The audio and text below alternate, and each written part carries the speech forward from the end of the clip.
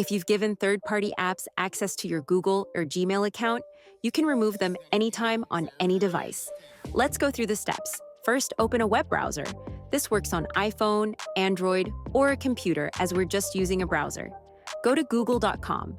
Once you're on Google's homepage, ensure you're logged into the correct Google account. You can check by tapping your profile icon in the top right corner. If needed, switch to the account you want to manage. Next, go to Manage your Google account. This will take you to myaccount.google.com. At the top, swipe over to the Security tab. Scroll down until you find the section labeled Your Connections to Third-Party Apps or Services. Tap See All Connections to view a list of all apps and websites with access to your Google account. To remove an app, tap on it, scroll to the bottom, and select the option to delete its access.